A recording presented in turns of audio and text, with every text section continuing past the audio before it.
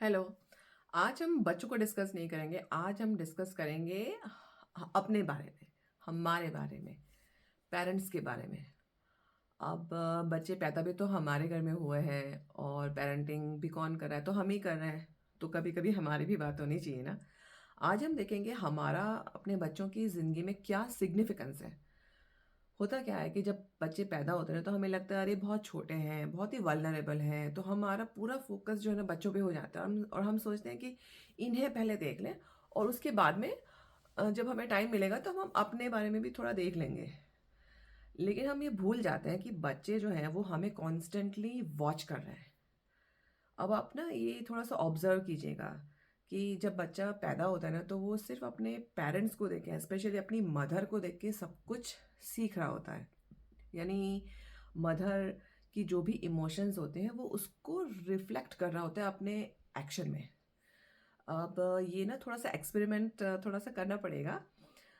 जैसे मैंने जब मेरा बच्चा छोटा था तो मैंने उसके साथ एक्सपेरिमेंट किया था। अगर मैं स्माइल कर रही हूँ तो मुझे देख के स्माइल करता था और जैसे मैं थोड़ा फ्रॉन करती थी तो मुझे ऐसे देख के फ्रॉन करता था।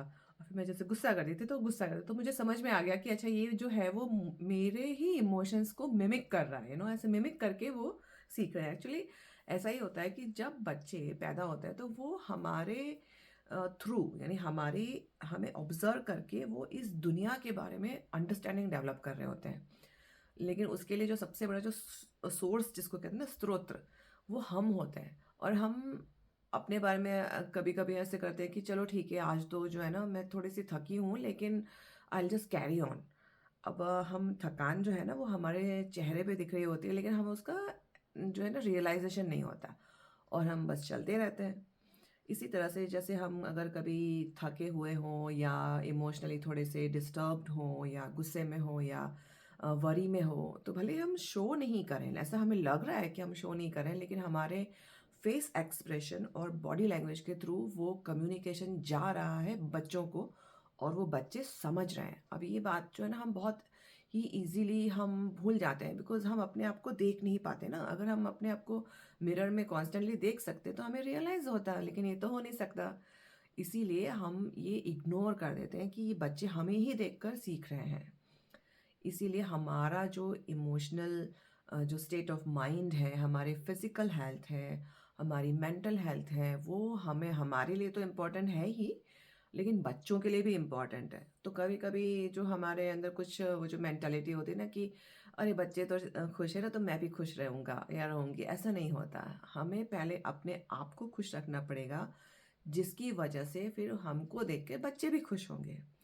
अब यही फंडामेंट बहुत सारे अलग अलग प्रॉब्लम्स को सॉल्व करने में बहुत इम्पॉर्टेंट है। मैंने अपने फर्स्ट वीडियो में कहा था ना कि पेरेंटिंग सुपर पावर है। क्यों? क्योंकि वो आप कर रहे हो and you are the super power, क्योंकि आपके पास वो पावर है हर चीज़ बदलने की। क्योंकि जैसे कि आपको देख के बच्चा बदल रहा है, तो आप ही सब चीज़ के एक सोर्स हो। अभी इसका कुछ और भी एग्जांपल हम लोग लेंगे। जैसे कि मेरा कोई भी एटीट्यूड है, या तो सही है या गलत है, वो भी अपने बच्चे के ऊपर हम इम्पोज करते हैं अननोइंगली। तो अगर ये देखो कि बच्चे में कुछ एटीट्यूड में गड़बड़ आ रहा है, तो हमें फिर अपने आप को ही पूछना पड़ता है कि क्या मेरे अंदर कुछ एटीट्यूड में प्रॉब्लम तो नहीं है। और ऐसा करके हम उसको बहुत ही ईज़िली हम लोग चेंज कर सकते हैं अपने आप के अंदर। ये थोड़ा-सा करने में थोड़ा मुश्किल आती है, क्योंकि पहले तो रियलाइज़ करना पड़ता है कि मुझे देखकर बच्चा सीख रहा है।